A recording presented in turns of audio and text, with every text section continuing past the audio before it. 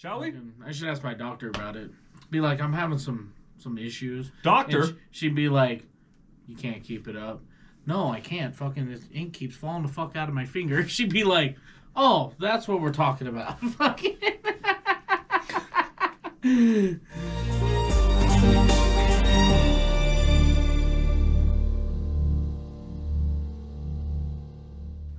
.307 Reacts. I'm Matt. That's Chris. Yeah, okay. Yeah. So, we got some shit to talk about. This is going to be like some shit to say thing, but also this one comes with a video too. Yes. So, how does this work? What are we doing today? So, if you guys were available I'm like, cool, we're doing something different. What are we doing? So, if you guys were available for Monday's episode, yes. Okay, which was Tom McDonald, okay, Superman, talking about how, you know, the war's not too far from being at your window, right? Any day you could look out the window and all of a sudden, boom, right? So, and then we kind of got off on this tangent in that episode about you know, I kind of have, everyone's got that looming fear in the back of their head, right? All of a sudden you see the mushroom cloud and it's like, run for your goddamn life, or you see the wave or whatever, you know, whatever the thing may be.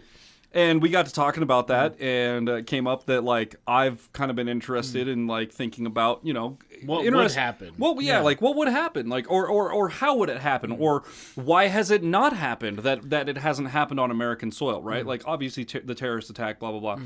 We're talking like a full-scale invasion. We're talking like the attack on Israel right now, right? Or Israel? Or even yes. I'm stupid. Even here's a great example, and this is why I bring it up, because I did some research, believe it or not. I know, wild. Right after I get done, I'm like, I'm stupid. Sorry, Chris is like, I did research. So, we're not here for a history education, okay? We're just we are today, ladies and gentlemen. Okay, we're gonna try our best. So, the whole Russia-Ukraine thing, right? Yes. So, Russia went over with, let's say, 150 to 200,000 soldiers. Sure. Okay. So, right around in there, that was considered an invasion, okay? They went over with, you know, that many people went across, and just like, that's been a thing that's been going on. So, here was the thing we were talking about. Like, it happens all over the world. People just take their army and march into another place. Constantly. And, like, shit just goes down. Dude. Yeah. So why hasn't it happened in the U.S.?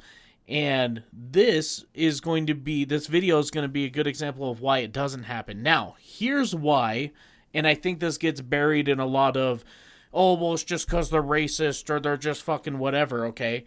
Let's put this into perspective. Russia went into Ukraine with 250,000 soldiers. Okay, that's an invasion. 8 million illegal, not legal, illegal immigrants have been spotted coming across our southern border. 8 million. That's 10 to 20 times more than what Russia invaded Ukraine with. Non-invasion, bro. Non-invasion, if you ask me. Here's why people are concerned. Nah, it doesn't add up. Who the fuck is coming over? Yeah.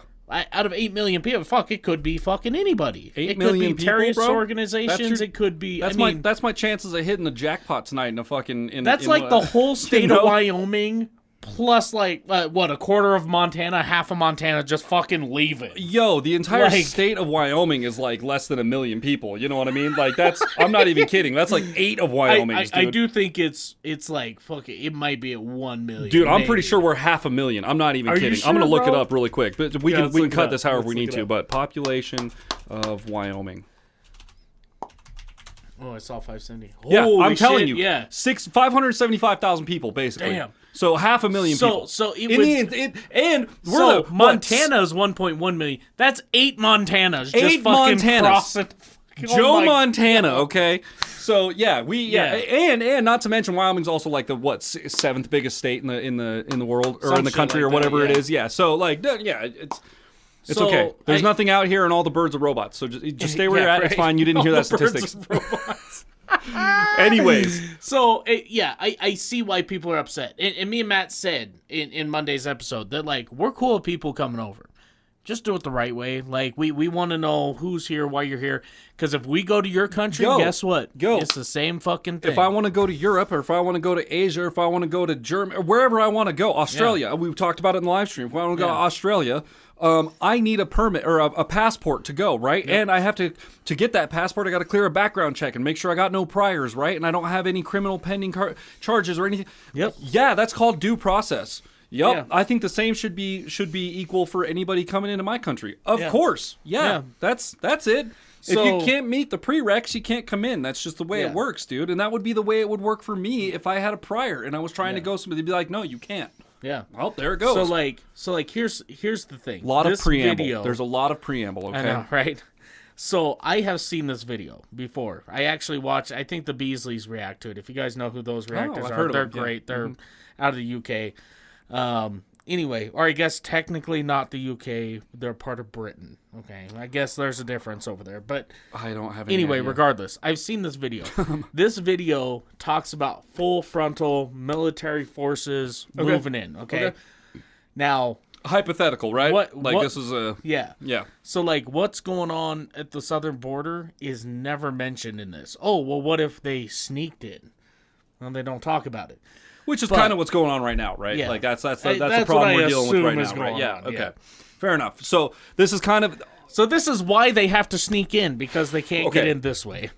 Now, this is all kind of hypothetical thing, right? We are not taking a political stance here. We're not trying to like push an agenda any one way or the other. This was just a question that came up in our video that we were reacting to, and I asked Chris, why is it that way? Like, I've thought about that. Why is it that way? And then he brought up a few points, and together we decided we should watch a video about why it's more difficult to what do you want to say? Stage an invasion on U.S. territory, right? That's the only thing we're doing here. So if you're on board with that and you want to come learn something with us, because that's what I'm here to do, is figure out, and a lot of it, just in the small discussion we had, makes a lot of sense. So I think this is just going to be a big, common sense kind of thing. Hit that subscribe button. It's free for you. It could change our lives forever. I know it's been like 9 minutes since we started this video. We just had to clarify a lot of things. Thank you for sticking with us this long. Let's get into it, shall we? Let's get it. Let's go.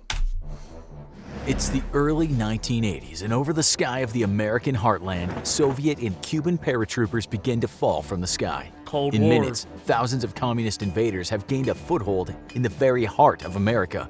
With World War III in full swing, it's up to a band of plucky teenagers to fight a guerrilla war against the godless commies. If you grew up in the 80s or just plain don't have bad taste in movies, then you're well aware of the action hit Red Dawn, a film that portrays a Soviet invasion of the United States toward the end of the Cold War. No, we're not talking about the remake. We don't speak of the remake. But film aside, could it really happen? That question was asked by Infographic show fan Blazik, who wanted to know if someone were to invade America, could the US pull all its forces home and hold out against a foreign invader? Despite what fiction like Red Dawn would have you believe, the United States was never in any danger of an invasion by the Soviet Union, mostly because the Russian people were about as interested in invading the US as Americans were in invading the Soviet Union. Of course, that didn't stop politicians and military officials on both sides using the fear of an evil capitalist or communist invasion from ballooning defense budgets. The saddest fact of the Cold War just might be that despite all the preparations to defend from an invasion by both sides, neither NATO nor the Soviet bloc ever had a single war plan drawn up for an actual preemptive invasion of the other's territory. Nice.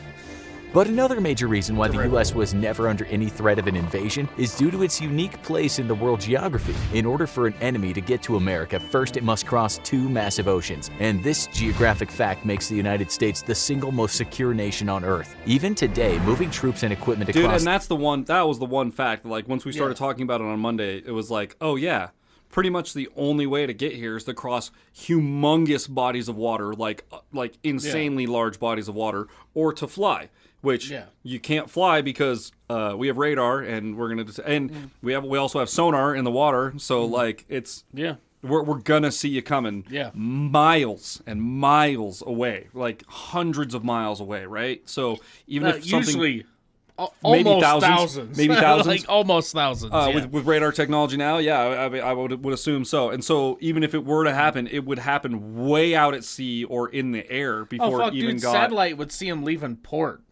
And it would just be, so it would happen so far off offshore anyways, even if it were just due to radar alone and sonar alone. Yeah. All right, let's keep going. That was the first big one, which is, it's just common sense stuff. Like, why haven't we really had a big war in U.S. soil? It's hard for other countries to get here. Yeah. What's it take to fly? I mean, Like, I've never. What's Mexico gonna do? What's Canada gonna do? Same reason I've never visited any other country overseas. It's hard to get there. It costs a lot of money just to fly my own single person ass from here to a tank. And a bunch of helicopters and some medic equipment and all this ammunition, the guns, all that. Yeah, that's very expensive. Yeah. Makes a lot of sense, right? Like, it's not easy to get from here to there. Okay, first one out of the way.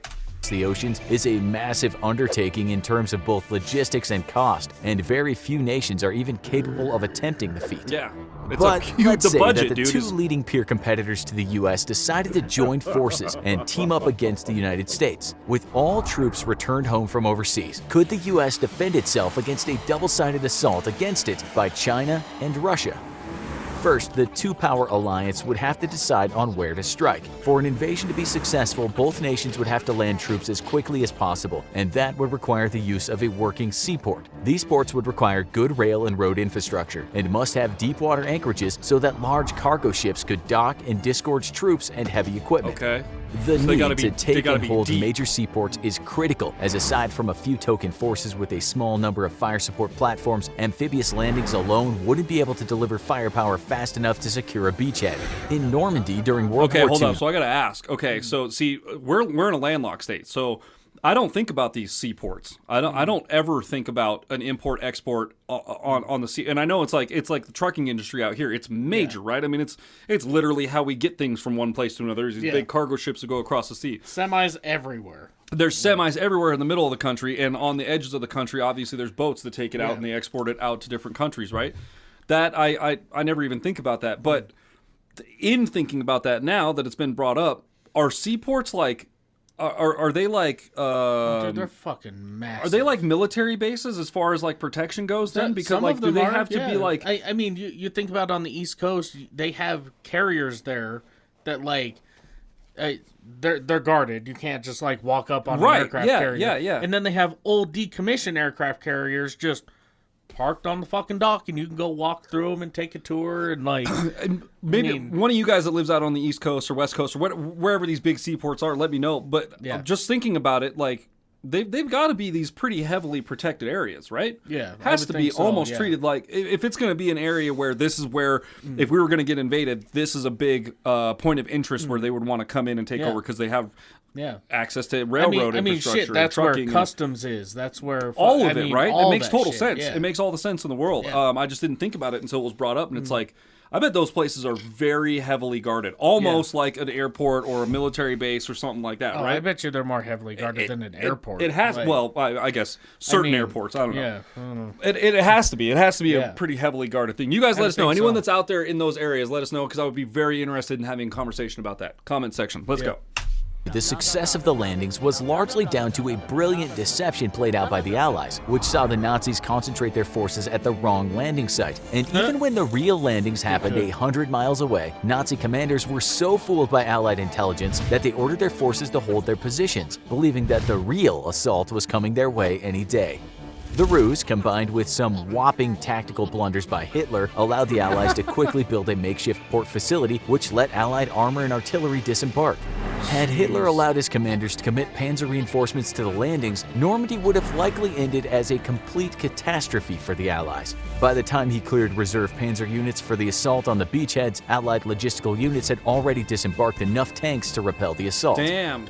In an invasion of the U.S. homeland, such a ruse would be impossible to pull off. Long-range and satellite surveillance assets would see an invasion fleet days before it made landfall, and its target would be clearly known to the American defenders. Therefore, China and Russia would have to act quickly and decisively, taking major seaports and holding them long enough to disembark a sizable expeditionary force able to repel American counterassaults. For China, the only good options for unloading main battle tanks and mechanized artillery would be the ports in LA, Long Beach, Oakland, Tacoma, and Seattle. The LA Long Beach complex would be especially attractive as it's one of the world's largest ports and would allow Chinese forces to disembark very quickly. Unfortunately, these port facilities are also very close to several American AREN naval bases, making them easily defended. The Seattle and Tacoma ports, however, are far more vulnerable, as only 5 major American bases are near these facilities. Landing in Washington, though, would mean Chinese forces would have to fight south and into California through easily defended and very mountainous terrain, a tactical nightmare for any Chinese commander.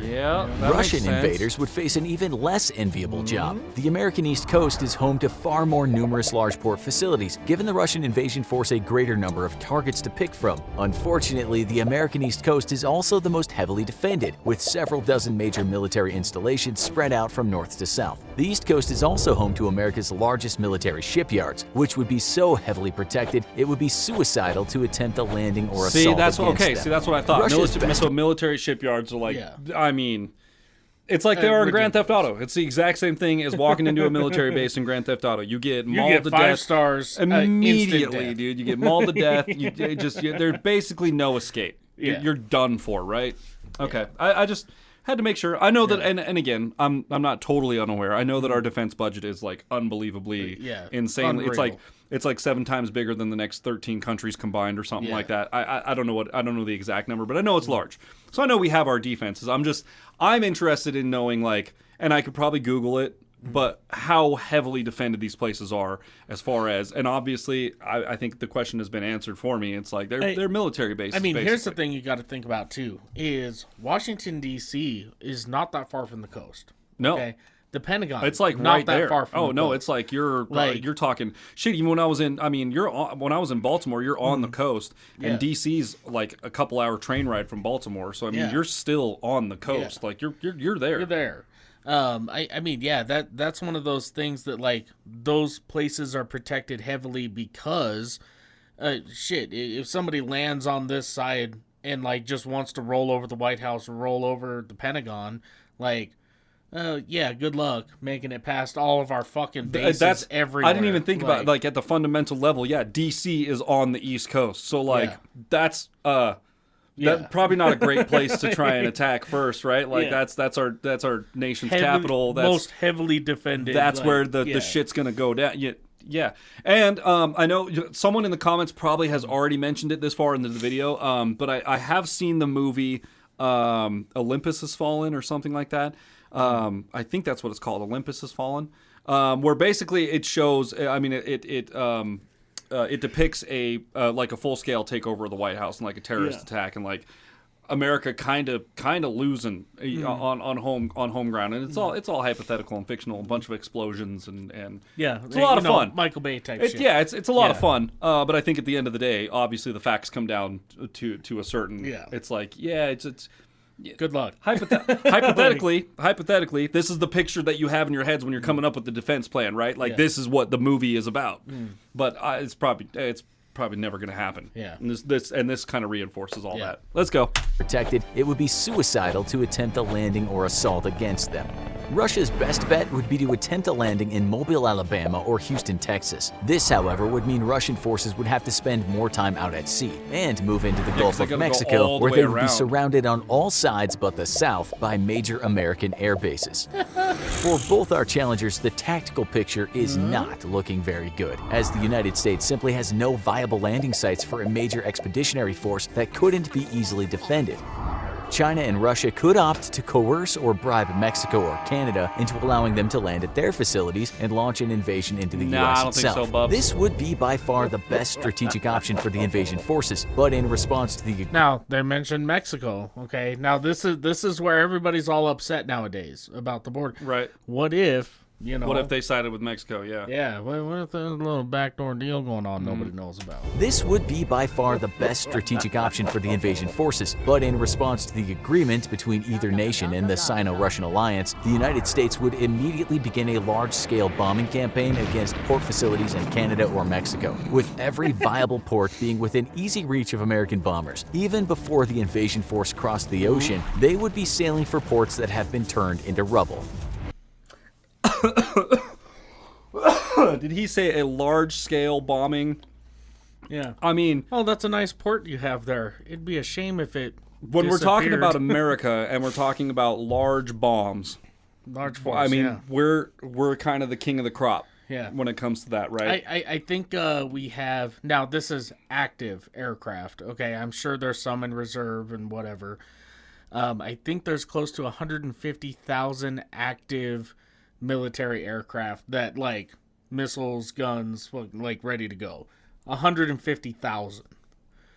That's a shit road. And legitimately, one or two of those could completely destroy a seaport or an entry or whatever. You know, like six of them, it's gone. It takes a few bombs to make it completely rubbish. Yeah. And we have hundreds of thousands times more than that. And you know what's great? We have 11, which I know doesn't sound like a lot. 11 aircraft carriers. Okay, 9 of which are active as having aircraft on them. Okay.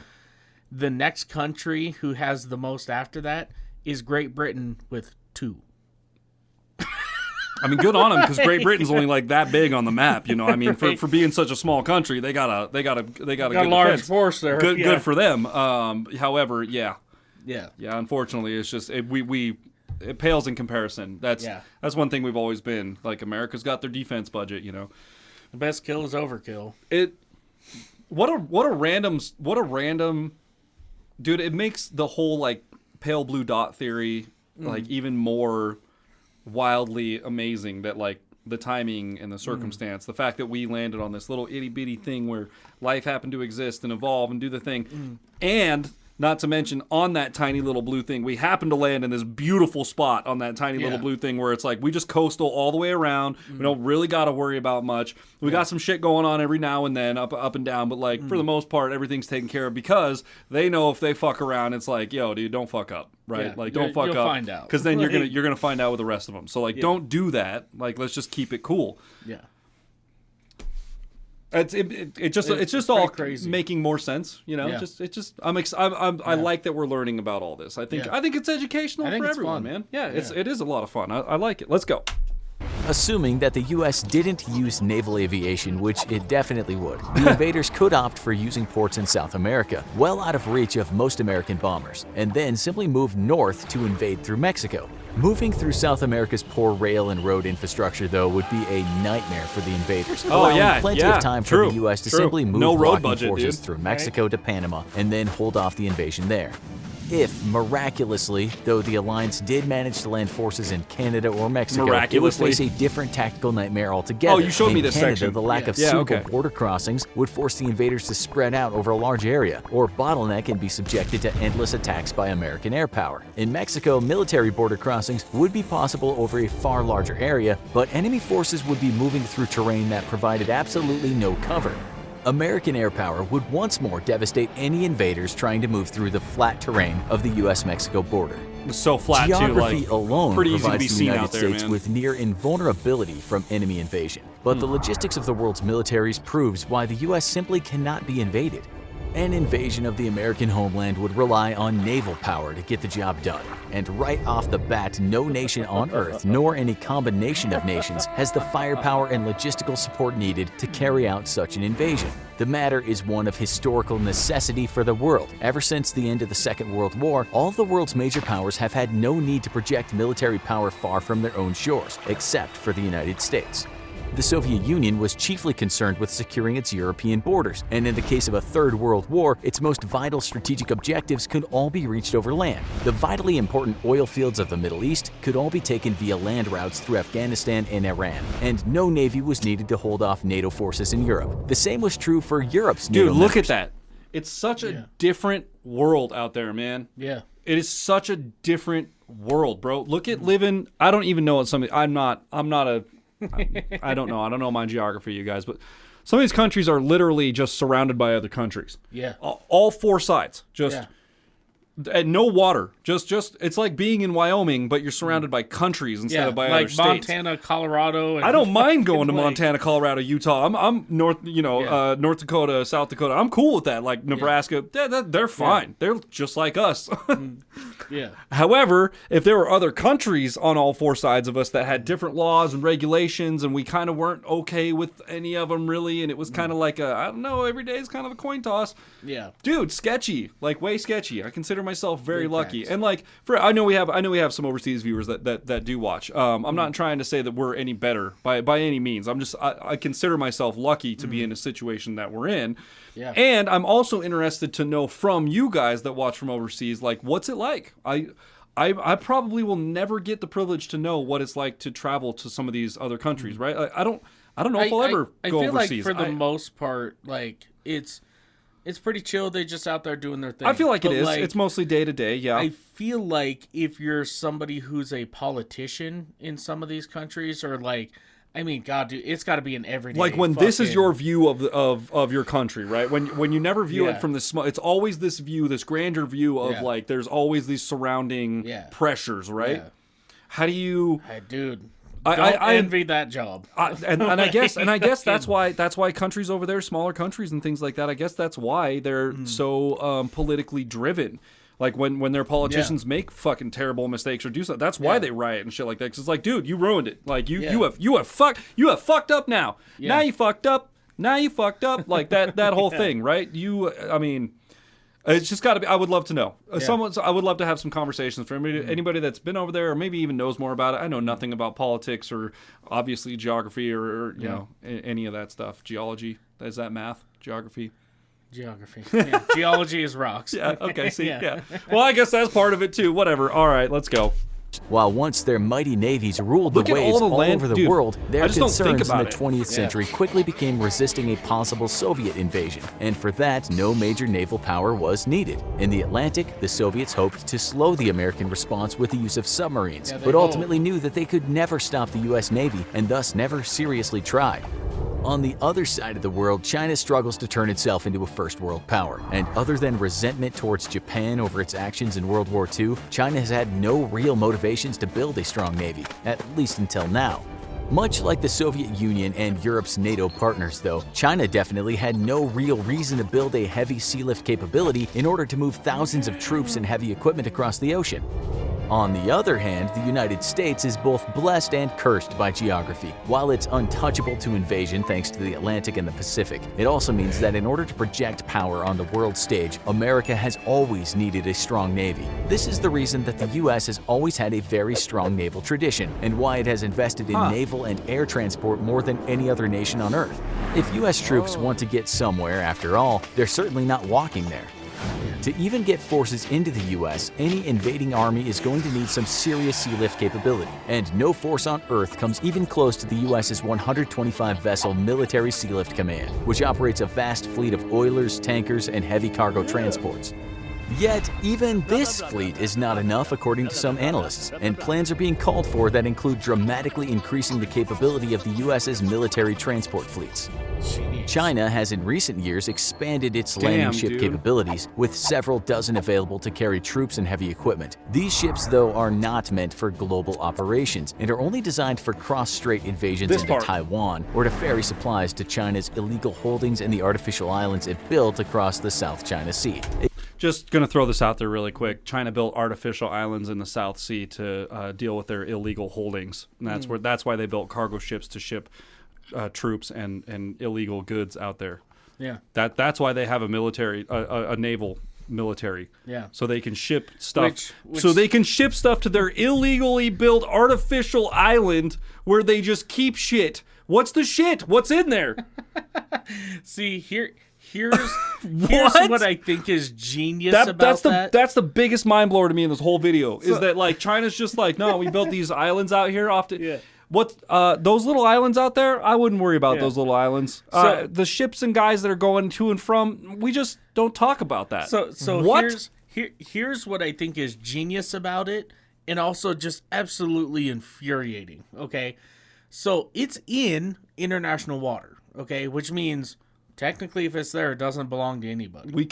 Anyone can go there, right? But they keep military personnel there because if something comes within a certain range of another country's military personnel in international waters, it's considered an act of war. They have a right to defend themselves, that kind of thing. So it's one of those things, like, nobody wants to go in and investigate because they're not trying to start a war, But at the same time, because China's got troops stationed there, it's just and it's in international waters, so it's like the rule of the sea. So if you come in within a certain, we're just gonna start firing. Like, it's dude? It's a crazy loophole.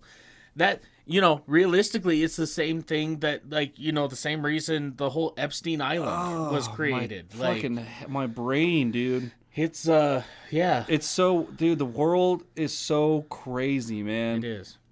All the laws and regulations and shit. And there's so much. Find the loopholes. Dude, there's so much going on in the world. There's so much. There's such a bigger picture. Even when you think you know the big picture, there's such a bigger picture still going on, dude. The picture just gets bigger and bigger and bigger and bigger the more you know. It's wild, bro. Yeah. This video was pretty eye-opening. The few clips, I have seen a few, the ones I've been saying, like, oh, this was the part. Chris showed me like a, 30-second clip on this or something like that on Instagram or something. And saw a couple of these clips. But it's eye-opening. It's like, oh, yeah, okay, no, it's fine. The only reason why China's got a naval military is to ship goods to their illegal goods, their artificially built islands out in the middle of the ocean that nobody says anything about it. They're just out there.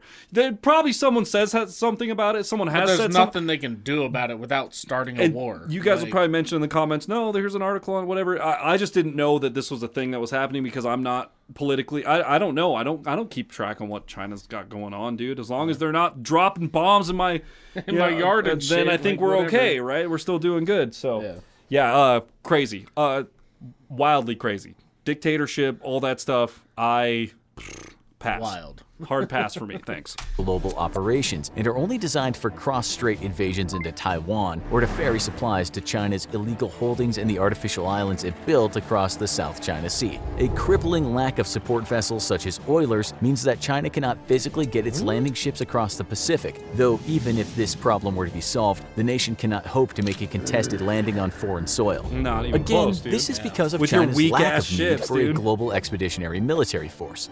China's chief military concerns lie with a military invasion and forced repatriation of Taiwan, and thus it has not invested money into developing a true blue water navy. Russia has even less naval transport capability and support vessels, which again is a result of its military objectives being close to home. To compound the two nations' sea lift problems, both nations have no dedicated amphibious assault ships capable of providing close air support and air superiority to landing forces on a contested beach. By comparison, the U.S. operates 9 of these specialized vehicles, and they will soon be equipped with the F-35 stealth fighter. Projecting air power is in fact the biggest weakness for any nation hoping to invade the U.S., and China and Russia combined only operate 2 active-duty aircraft carriers of extremely limited capabilities. Okay. Russia's infamous Admiral Kuznetsov very publicly had to be towed back to a friendly port after experiencing severe mechanical problems. Without adequate air power, neither nation could expect to secure a foothold on the U.S. mainland. America's air forces are twice as large as both nations combined, and its naval aviation alone is as large as Russia's total air power. If by some miracle either nation could get troops across the ocean to U.S. shores, the lack of air power would reduce the attempted landings to a suicide mission. In the end, not only could the U.S. protect from an invasion of the homeland, but it is currently and for the foreseeable future completely invulnerable to military invasion. Luckily, the U.S., China, and Russia have no desire to fight each other, and there exists no real reason to. Now that you've made it to the end of the video, why not keep learning about cool, awesome stuff? Click on this video here, or maybe click this one instead. Either way. All right, we're good. Thanks, bud. Very good insight. Yeah. And makes a lot of sense.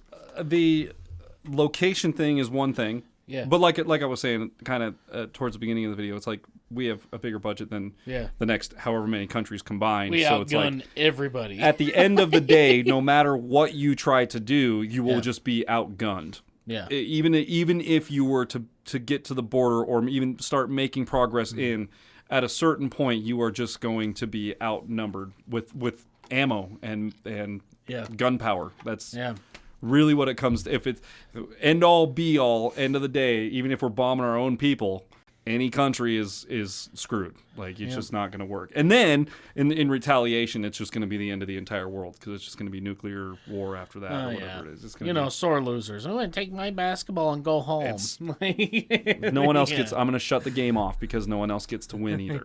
The game gets shut off. Oh, man. Yeah, again, no political stance or anything like that. Just super insightful. It is. I learned a lot, man. And a lot of it, again, is just kind of logical. Makes sense. We're surrounded by water. We have a huge military budget. Well, and even the stuff, I've seen people say before, and I've even said it myself. My uncle used to be a guard in Area 51. Okay.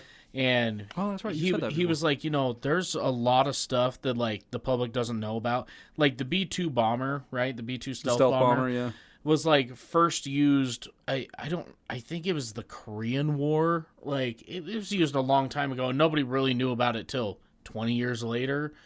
But like just the technology we have over other countries, and I'm sure other countries have some stuff. And that's too, only the technology that we're aware of. Yeah, like the military knows what they have. We don't. Let's put this into perspective. I was telling Matt this last night because I come across this video.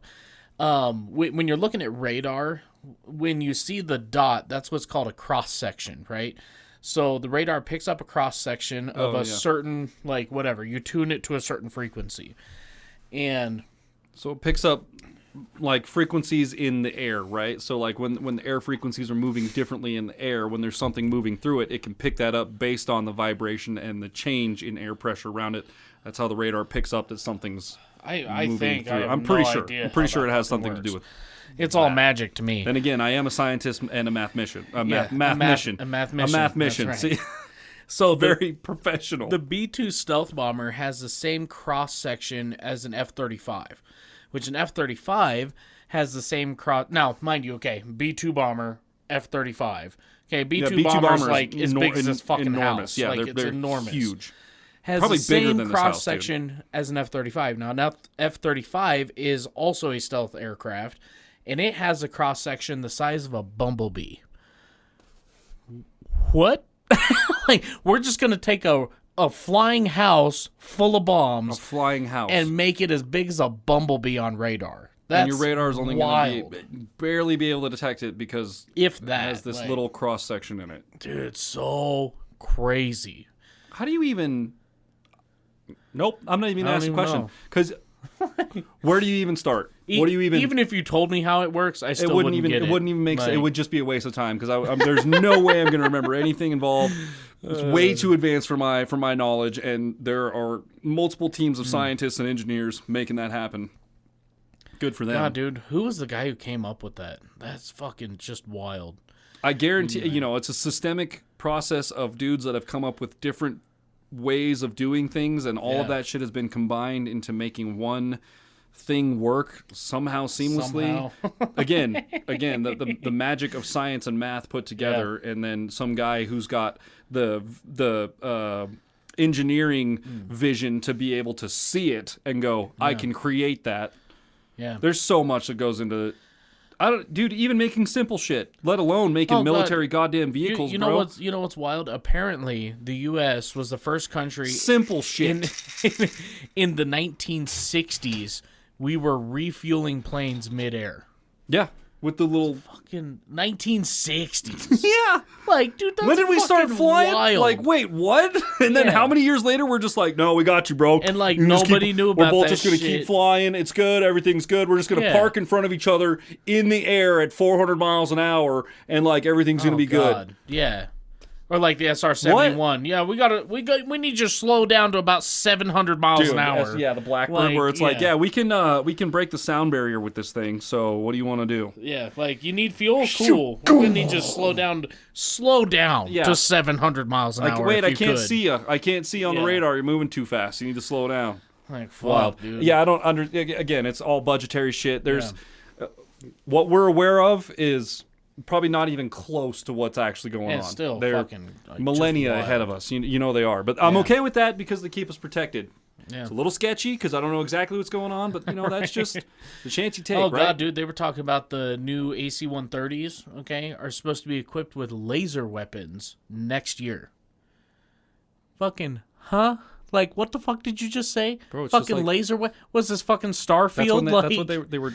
They were testing the lasers in Hawaii. That's what happened with the whole. Exactly. Okay, wow, Yeah. I know too soon. I'm sorry. Conspiracy theories. It's okay. Everyone's gone at this point, anyways. If you're still here, it's just a joke. Okay, put a cloud emoji in the comments. I have no. I actually don't awful convenient. Don't actually know that. Just all of a sudden Maui's just like burned to the ground. All that land they wanted to buy, all of a sudden there's no houses on it anymore. Yeah. Oh, how convenient. All of a sudden it's not. No. What are you talking about? There's no land there. It's underwater. Yeah. Huh? What? Because of our direct energy weapon. Anyways, anyway, maybe that's a thing we'll get into in a year or two.